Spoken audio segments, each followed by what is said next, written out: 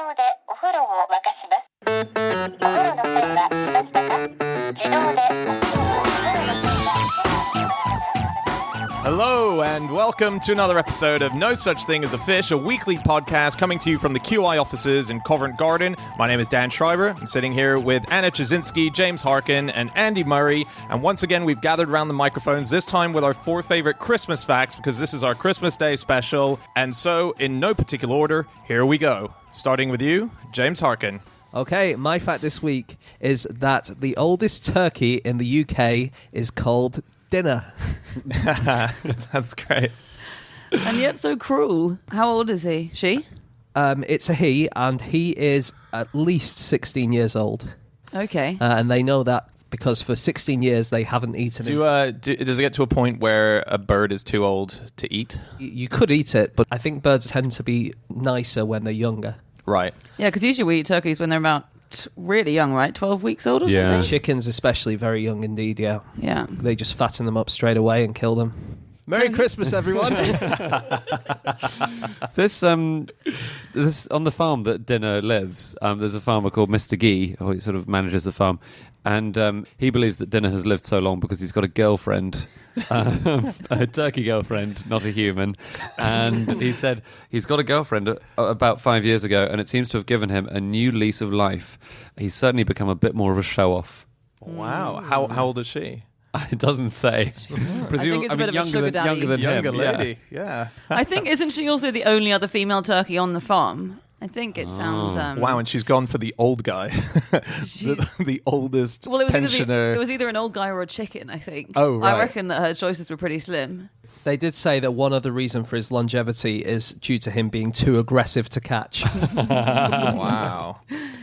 You know, turkey hunting is a thing, and turkey calling is a thing in America, isn't it? And they have this with a bunch of bird hunters, actually. But I think turkeys can make 28 different distinct sounds with their voices that mean different things. They basically have a vocabulary of 28. Wow. And turkey... Dan, you sounded really impressed at that very large vocabulary. Wow, 28. Oh, Well, I'm just God. wondering so do you know what the words are? Gobble is one of them. There's a purr. They do a soft purr. They gobble in various ways to attract attention. They've got gradations of alarm call. So I think a certain type of gobble is sort of I think there's a bit of danger around, but don't freak out too much if you're mid-meal. And then there's a different sound that says, really, guys, get the hell out of here. We're in trouble. And people who hunt turkeys impersonate them, and it's a real skill. If you go online, there's in fact, I read a website online this morning that said something like 20 reasons why you continually fail to attract turkeys with your turkey calling, and then a list of reasons where people completely screw up turkey calls. I was reading about turkey wishbones. Oh, yeah. So turkeys are related, people think, to dinosaurs. Yeah. And if you look at the skeleton of a dinosaur, they have wishbones. So imagine, T-Rex-sized wishbones. God, and do we know if they broke them over dinner for luck? Yeah, who knows? But time travelers of the future, when they go back, have Thanksgiving at Jurassic times. That's very cool. Yeah. You know the thing about sparing turkeys? So the American president thing. every year spares a turkey. Oh, yeah. Of all the turkeys that President Obama has freed, only one has lived past its second birthday because of the farming practices, which mean they have very short lifespans now. Oh, dear. The That's a shame. last 2 that they pardoned, do you know the names? No. Mac and Cheese. So Mac and Cheese, they got pardoned, and they got to stay in a $350 a night suite the night before they were pardoned. But did they enjoy that? Well, I don't know, but the hotel broke the rules for them because there's usually a requirement that any pet over 40 pounds is not allowed to stay, and they were 50 pounds each. So, Wow. Yeah. It's good of them. Let's hope they stayed it because some rules were bent. Why is everyone naming turkeys after food? It's so mean. Yeah, I know. Well, they are called turkey, to be fair. I mean, they are named after a food already. Do you know what their Latin name means? The Latin name that Linnaeus gave them in 1758 is Meleagris gallopavo, which means guinea fowl, chicken peacock. And I Just hedging his bets. Yeah, I was reading the Economist thing about it, and it said it was wrong 5 different ways. So why is it called turkey? Like the animal, not the country. Because we thought it was from Turkey. When they were brought over by Arab traders who, and at the time we just thought all traders from that part of the world swore allegiance to the Ottoman Empire, and the capital of that was in Turkey. Okay. So we just thought Middle Eastern equals Turkish. Yeah. Okay. Yeah. Right. Actually, something that we did do because we were so ignorant about where they'd come from, when we decided to go back and properly colonize America in the early 1700s, we brought a whole bunch of turkeys with us on our ships. Not we, the people who were going to colonize, to Jamestown, brought a bunch of turkeys from Britain to America, saying, well, we better bring these turkeys so we can farm them in America. And they got off the boat at the other end and we're like, this place is full of turkeys, guys. That was a waste of space. So farmers used to walk their turkeys to London all the way from Norfolk because that's where turkey farming really took off and is still there today, obviously. And it would take months to get them along there because they walk quite slowly. They walk at about 1 mile an hour. And So frustrating. so in the weeks leading up to Christmas in the 18th and 19th centuries, all the routes into London would just be clogged up with traffic with queues of turkeys walking along. And the thing is, it's such a long journey. They're not meant to walk long distances, or they're not really built for it. So they had to have special little shoes made for them. Really? Yeah. Wow. They would shoe them. Have you seen the shoes? Did they not put tar on their feet? That is what they did with geese because geese refused to wear shoes. Geese refused to wear shoes. And that's apparently there's a saying, to shoe a goose means something really, really difficult to do. Oh, really? Yeah, it's like shoeing a goose. So they dipped their feet in tar and then they covered them in sand to give them some protection. But the turkeys, they didn't do that, did No. they? Can I do a thing about old things? Old yeah. Sure. Yeah. Okay, so there was an article in 2010 with Britain's oldest man. They asked him what his secret for a long life is, and he said he has 5 secrets, but he could only remember 4 of them.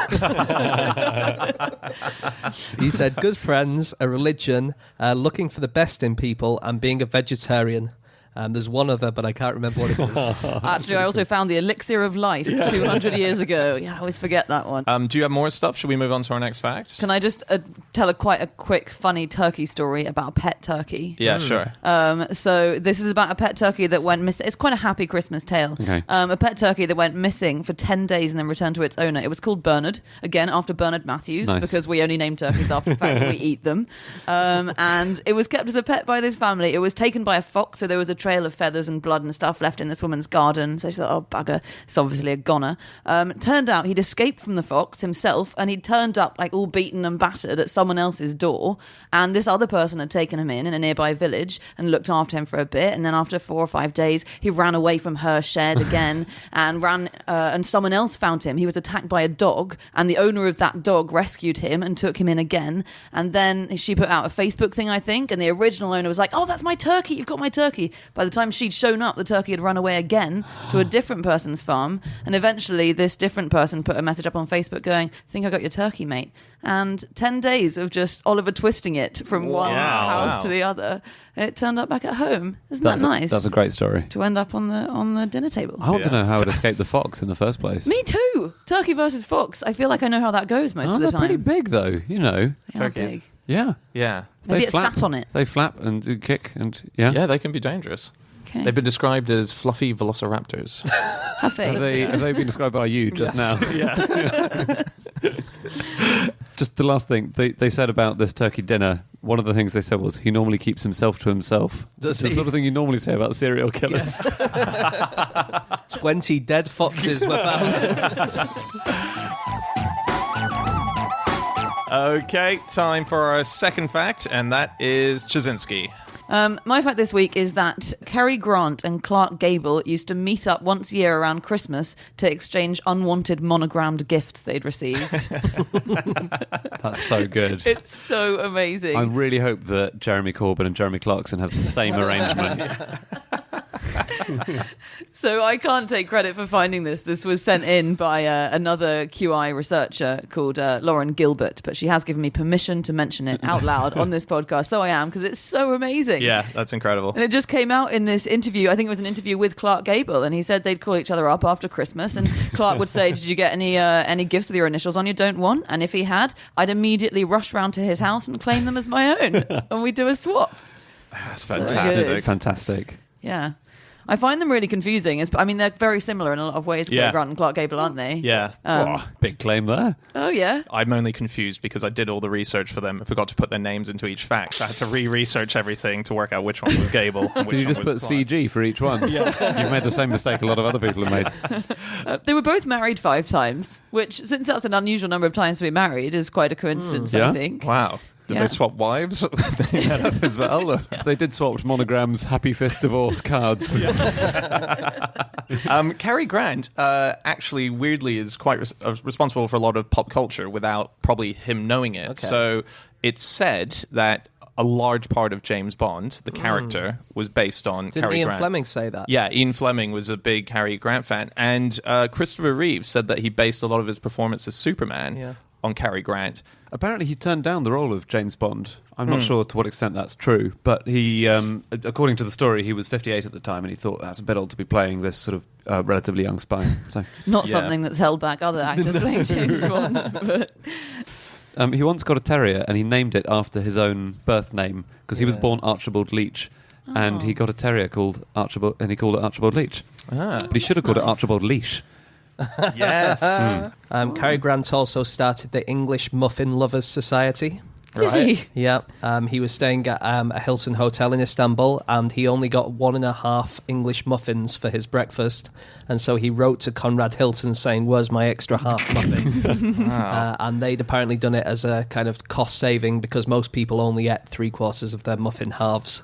But then he said, "No, I want 2," and they changed the rules. And then he said in the future, if anyone ever got only 1.5 muffins for their breakfast, then they could become a member of his club. Wow. I would just wonder where the second half of the second muffin had gone. Goes on someone Well, else's because it's plate. someone's other No, 1.5. I understand that, but I would go around the cafe trying to match up my other half with someone else's half. Right, yes. And that could end up being the love of your life or something. Yeah. Yeah. That would be a bit like Kelly Hildebrandt, who in 2009 married Kelly Hildebrandt.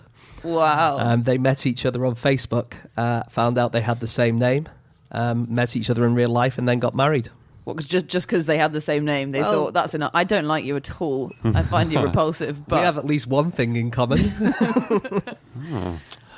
Clark Gable said one of the most famous lines in movie history, which is from Gone with the Wind, yeah. and the line being, "Frankly, my dear, I don't give a damn." Okay. So there was a rumor that they were fined for saying "damn" at the time, and no one is quite sure that that's true. But they do have scripts of alternative lines that they had before they had that line, and you can read them. And so these are a few. "Frankly, my dear, I just don't care." "Frankly, my dear, it makes my gorge rise." Very good. better alternative. Yeah. "Frankly, my dear, I don't give a hoot." And "frankly, my dear, my indifference is boundless." Oh, That's a nice one, isn't it? I like that one. Yeah. Yeah. I've had a Me fun too. afternoon coming up with all those lines. Yeah. It also had very different names during the draft of the book when it was being written. I don't know if we've mentioned this before. "Not in Our Stars." And this is a weird one. "Baba Black Sheep." Yeah, one of the versions of the titles was Baba Black Sheep. Should have called the draft Gone with the Draft. Oh, yeah. Do you know how Cary Grant got his stage name? Because, as I said, he was originally called Archibald Leach. No, and he how was did he he was an acrobat as a child, and he was that's partly why he was so good at physical comedy. Is because he, from the age of about 5 or 6, he'd been walking on stilts, he'd been doing trapeze stuff. When he went for screen tests in America, somebody said to him, "Archie just doesn't sound right in America." And he replied, "It doesn't sound particularly right in Britain either." So they went through a load of names. And he was almost going to be Kerry Lockwood, but then the studio executives didn't quite like Lockwood either. And someone in this meeting just started reading out a list of names. And when they got to Grant, he said, "That's all right." Did he say that's Wow. all right? Because he was like, I heard Clark Gable gets a lot of really desirable monogram Christmas gifts. That's going to work for me. He used to do a lot of LSD.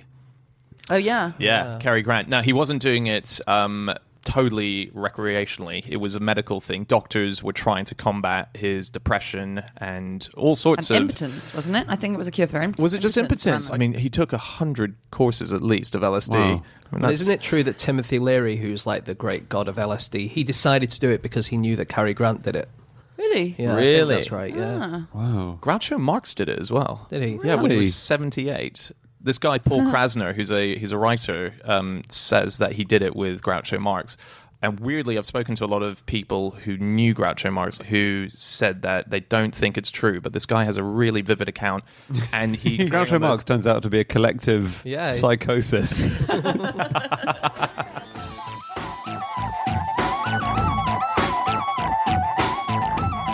Okay, time for our next fact, and that is Andrew Hunter Murray. So my fact this week is that when it gets really cold, Christmas trees can turn to glass. Wow. Bullshit. It's true. We've been doing 90 episodes. Is this the first time you decided to respond to a fact in that way? And it's to one of mine. I'm livid.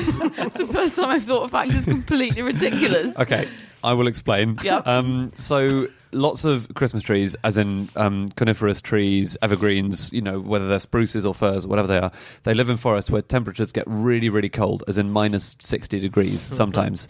So that's a massive problem for organisms, because if you have cells and the water in your cells freezes into ice crystals, they can burst through the walls of the cells and cause massive damage to whatever, to an animal or to a tree or whatever it might be. So trees have this incredibly clever thing. They turn to glass, and when I say glass, I don't mean glass as in a glass of something like silica, which is what that's made of. The molecules all freeze into this sort of glassy state where they don't move around. Yeah, so it's a state of matter is glass. Right? Yeah, exactly. So it's not quite a liquid and not quite a solid. Yeah. So the atoms can move around a little bit, but they're not kind of fluid like a liquid, but they're not really, really stuck together like a solid. Yeah. Oh, So really? it's sort of preemptive going into a frozen mode, except without that freezing, without the ice crystals. But Yeah, so that's afterwards it incredible. unglasses itself Yeah. and becomes a normal tree again. Yeah.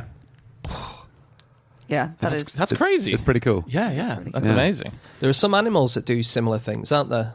The What? tardigrade, which is... Have we ever spoken about tardigrades on this podcast? Not sure. Not sure, I no. have actually, So extraordinarily. they are like one of our favourite animals at QI, aren't they? Yeah. These are little tiny things, also called water bears, which can survive massive heat, really, really cold temperatures, radiation. They can survive all sorts. They can go into space and still live. And one way that they survive very cold temperatures is they get rid of almost all of the water in their cells, and they kind of turn their cells into an almost kind of glassy state. Wow. And this kind of glassy state is something that hasn't really been seen much in nature or anywhere else, and they think they might be able to make new kinds of glass by studying it. Wow. Very cool. They are amazing tardigrades. Maybe Yeah, that's they the are. fifth secret of how to live for a really long time is no water. Just dry yourself into a husk. Yeah. Have we ever talked about the frog before who, when it gets... I think we have on this podcast, haven't we? What kind of frog is it where when it gets really cold, it just freezes solid and you assume it's dead because it can do that for common months? wood frog. Yes. Yeah. And don't then remember that. it can just thaw in Yeah, summer. it turns and- into like a little frogsicle. Wow. And Yeah. it has antifreeze in its blood, and so it stops its blood from freezing, and it can go into really, really, really cold temperatures. There are some fish which have antifreeze in their blood because they're swimming in water which is sub-zero temperatures. Is that right? Because and the water isn't frozen because it's got salt in it. I think that's right. And so if they're swimming around in the Arctic, then that's how they do that. It's either crocodiles or alligators when it becomes to a point where a river or lake or whatever is going to freeze over. They stick their head near the surface and they let it freeze over their head, except for their nostrils, which are sticking out, so that they can still breathe and survive. But they effectively hibernate with a block of ice around their head and their body just flowing in the water below. Wow. Have I made that up? It does sound like a made-up thing. I really think it's true. It might be true. If that is true, that's incredible. And if it's not, then that's not surprising. So you don't call bullshit on his stuff. She'd be saying it non-stop. Every 90 show. episodes, yeah. I've only got so much breath. In Antarctica, I was looking into their Christmas tree, and they obviously don't have a tree there. So they created a tree which is made out of rubbish bits. It's all iron bars and so on. So it's in the shape of a Christmas tree, which looks really nice. And I started looking into Christmas Day there generally. Things like they often get quite drunk, and they have a challenge whereby they have to get as many Christmas hats onto penguins as possible. Yeah, that's what they get, drunk on eggnog. And the challenge is you have to, using as many little Christmas hats, get them onto as many penguins, and the most penguins you get them on, you win the competition. Right. Yeah, and also they don't have mistletoe there, so what they do instead is they hang a fish's head up, and you're meant to kiss under that very romantic image of a stinking, rotting... But mistletoe comes from the German for dung stick, so it's not that romantic in itself. That's James's opening line whenever he catches anyone under it. Well, did you know that... seduced his wife. To kiss me under the dung stick. There was a thing, Christmas trees always used to catch on fire, because before electric lights, you just stuck candles on the ends of the branches, and obviously that's an enormous fire risk. And so lots of people died in Christmas tree fires. Yeah. But as a result, loads of people in the 19th century especially patented fire extinguishing systems which you can then attach to your tree. Oh, wow. So there's a hose running all the way up the trunk, and you just sort of secrete it up there, and then there's instead of a star at the top, or the star is actually a sprinkler in the shape of a star. Wow. So when the tree catches fire, it's just Oh, that's sprays a great water idea. everywhere. Yeah. Yeah, that's That so happened to cool. my Christmas tree one year. Really? Yeah, we came out after we told Santa had just been, and my grandfather accidentally knocked a candle onto the tree, and the whole thing went up as we came out to get our presents. And Oh my gosh. it was a hard moment. Yeah, Whoa. Did it properly burn? it goes. That would ruin Christmas. Oh, it did. It was petrifying. Well, that's not petrifying. That's a completely different thing that happens to trees. Here's something. It's quite a scary little image that I had never heard of. Tarantulas live in Christmas trees. Oh, yeah. Yeah. But not the big Small one, Home right? Alone guys. Yeah, it's the tiniest of all the tarantulas, and they're only a quarter of a centimeter in length. Yeah. So, Where is yeah. that? That's It's in Siberia. Didn't they used to decorate trees in Germanic countries with little kind of spiders, Christmas spiders, Did they? and spider webs? In Ukraine, I think they still do that. Do they? Yeah. Christmas spider. Yeah. Not very festive. One thing that you get a lot in the newspapers every year is this is the worst Christmas tree in Britain. Uh-huh. They all love that story. There's a few this year. There's one in Stockport where the locals have said it's the worst Christmas tree in Britain. One resident says it's a disgusting tree that looks like it was found in a tip. And the other one is in Kempston in Bedfordshire, which apparently is so weedy it has to be propped up by a lamppost. Oh. But I just love these stories because you just see them and they're just like the weediest, rubbishest tree ever. Yeah. But it's not as bad as one. There's one in Noyabrsk in Russia, and their locals have demanded that they remove it because it has been nicknamed the penis fir because it has an extremely bulbous bottom and a shaft-like top. One local said, let's be honest, it looks more like a penis than a Christmas tree, which I've seen it, and I think that guy needs to see a doctor. I call it my Christmas Treenis.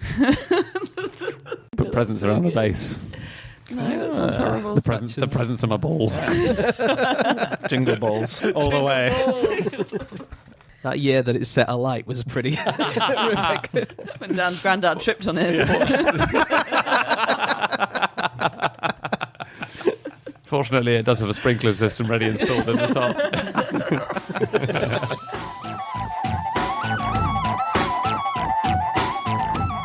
Okay, time for our final fact of the show, and that is my fact. My fact this week is that one of the contenders for this year's Christmas charts is a prog rock album by Pope Francis.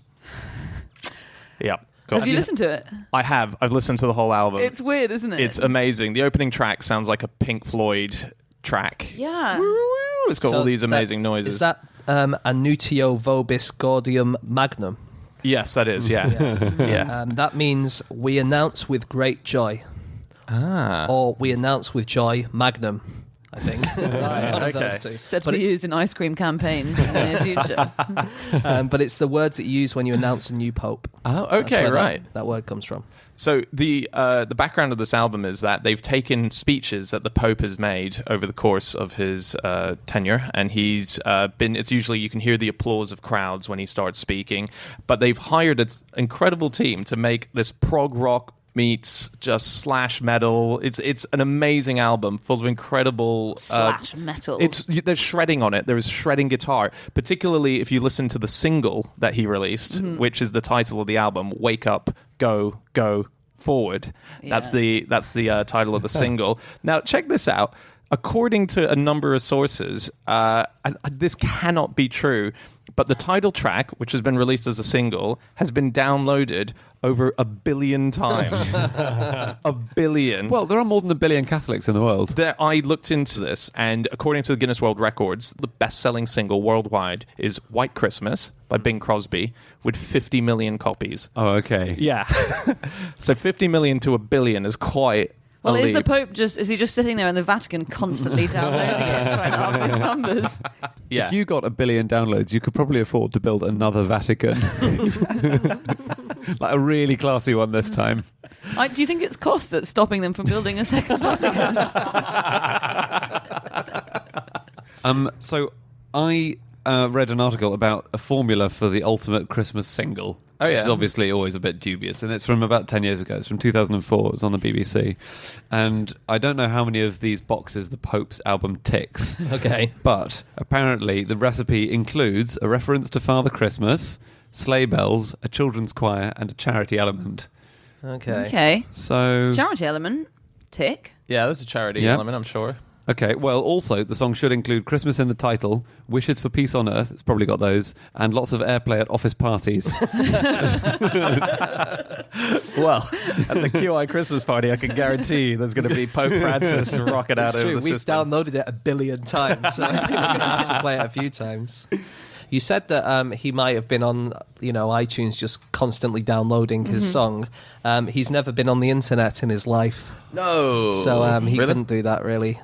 He does have 20 million Twitter followers, despite never having been on the internet. Well, he's got 2 accounts as well, right? One in Latin and one in English. He might even have a few more than that, but yeah, 20 million. Wow. That's- yeah. Impressive for someone who's never even turned up. He's never watched TV since 1990, after making a promise to the Virgin Mary. So he wouldn't have seen loads of episodes of Catchphrase. No. That's terrible. He's probably waiting for the box set. A few years ago, didn't 2 Minute Silence get into the top 20, into the charts? I think in 2010, on November the 11th, the 2 Minute Silence was in the top 20 Really? most Really? downloaded singles. Yeah, weird. It was the Royal British Legion. It was them in particular being silent. There was those people in particular being silent. I mean, Okay. we've got no evidence it was them because it was just silence, but they promised us when we downloaded the album. Wow. Because that always puts me in mind of the famous John Cage 4 minutes 33, which everyone thinks is silence, but isn't really. It's ambient noise, isn't it?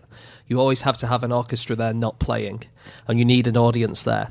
And it's the kind of little cough and a little fart and a little kind of giggle that's the Never music. going to a concert with you. Speaking of weird singles that were unexpected hits, Yeah. the Singing Dogs, which was released in the 1950s, and I think it reached number 22 in the singles charts, but it sold over 1 million copies in its first year. Anyway, so the idea came from this Danish recording engineer called Carl Weissman, and his job was actually recording bird sounds, and he kept getting annoyed because I don't know why he was keeping dogs in the studio, but dogs kept on barking and getting in the way of his recordings. And then he thought, actually, I could put this to music and make them sing. And if you look up the Singing Dogs, it was a hit at the time, and it's so good. They sing Jingle Bells. There's 5 dogs. They And were they're just going, stars. Yeah, I've heard it. It's really good. it's so good. I mean, it's okay. I've only downloaded it 900 million times. This is completely off topic, so I Yeah. can mention it later. But just while we're on Christmas, because I'm going to have another year until I can mention this. Yeah. I read an article last weekend about a Santa school that's being run. It's the world's largest Santa school. Okay. It's called the International University of Santa Claus. Set in America. There's a guy called Tim Conahan who runs it. And the curriculum includes wardrobe, posing techniques, answering difficult questions, knowing the current toys, and your ho-ho-hos. And if you do one course, you get a Bachelor of Santa Clausology. If you do 2, you get a Master's of Santa Clausology. And if you do more and you do a dissertation, then you get your doctorate of Santa You don't get a Clausology. ho-ho-ho level. Oh! Any cracker manufacturers, you can have that one. Yeah. That's very cool. Has anyone heard the 1980s album by Anthony Daniels, who played C-3PO? No. Star Wars Christmas album. It includes songs such as "What Can You Get a Wookiee for Christmas When He Already Owns a Comb?" That's a great title. Yeah, and R2-D2 "We Wish You a Merry Christmas" is another one. But this is a weird thing. There is a very famous rock star, and this album was the first time he was on anything. Ooh. Can you guess who it is? Brian Ferry. No. Brian Adams. What year are we talking? 1980. 1980. John Bon Jovi. Correct. No. Whoa. What? How did you get that? I don't know. I just went for an 80s. Yeah, amazing. His first ever recording on anything was on this R2-D2 C-3PO Christmas Oh my album. God. That's amazing. Yeah. Then that springboarded his career, did it? That's is weird so that he cool. did, because the actors who played R2D2 and CB3O hated each other, didn't they? No. Yeah, I think they really hated each other, and so they obviously set that aside in order to. So you know when they're going beep beep beep beep beep beep, is that like swearing? They actually the beep beeps was just it was originally normal language, and they just had to beep over everything they said. So Do you know the first #1 single that was banned in Britain? Was it the Mr. Blobby Christmas single? what do you mean banned? Sorry, do you know the Banned first? by the BBC? I mean, banned by the BBC. Yeah, the Was BBC it, wouldn't play Relax by Frankie Goes to Hollywood. it. It wasn't, although that was banned. It was Je t'aime, which no one is It's in not a foreign very language Christmassy. anyway. Yeah. It's not Christmas. I don't it's think just those were the a grounds on which #1. they banned it, though. Dan. Oh, okay, right. This is not Christmassy enough. I'm not letting people listen to this. Even though it's released in the middle of the year, I still think it should have a few sleigh bells. But yeah, and apparently the Vatican hated it. It was denounced by the Vatican. There were rumours at the time that the Pope had excommunicated people who bought it, everyone in Italy who'd bought the single, because it was so rude. Wow. And then I think it was Jane Birkin, wasn't it, who sung it, and she said that the Pope had been her greatest PR man, because obviously that made it super popular. Yeah, that's probably the best thing that can ever happen to a song. Yeah. Being banned by the Pope. Yeah. That's amazing. Any word on whether the Pope likes no such thing as a fish? Just one more thing on Pope Francis that I really like. Have you guys heard of the politician Bob Brady in America? So Pope Francis visited America and he did a speech, and while he was on stage he drank from a glass of water and put it back down, and as the Pope was leaving, Bob Brady jumped onto stage and grabbed the glass of water, and he started taking photos of himself drinking from the glass that the Pope had drunk from, and he was really open about it, saying that he was going to keep the holy water, because he said this is holy water, and that he was going to use it for the blessing of his grandchildren when they were born. And people pointed out to him that just because the Pope drank it, it doesn't necessarily mean that he's blessed the liquid, so it's not technically holy water. So that implies that every Catholic church which has holy water in the font or whatever has had the Pope come and lap at it. It's all papal backwash. That's why you're drinking holy water. But yeah, Bob Brady, go online and look at the photos. They're hilarious. And he is just so... He doesn't care that he does it. He's not embarrassed by it at all. He offers to pay for the glass. He offered to pay for the glass. Yeah, he's wrote to them and said, I'll obviously... Yeah, but we know the Pope can pay for a glass because he's had 1 billion downloads of his song. They should call that scandal Watergate, shouldn't they? Another one for the cracker manufacturers. All right, and that's it. That's all of our Christmas facts. Thank you so much for listening. If you'd like to get in contact with any of us about the things we've said over the course of this podcast, you can do so by getting us on our Twitter accounts. I'm on @Schreiberland, Andy, @AndrewHunterM, James, @Egg-shaped. and Chazinski. You can email podcast@qi.com. Yep. You can also go to nosuchthingasafish.com, our website, where we have all of our previous episodes. And have a Merry Christmas. Have a Happy New Year. We'll see you in 2016. Goodbye.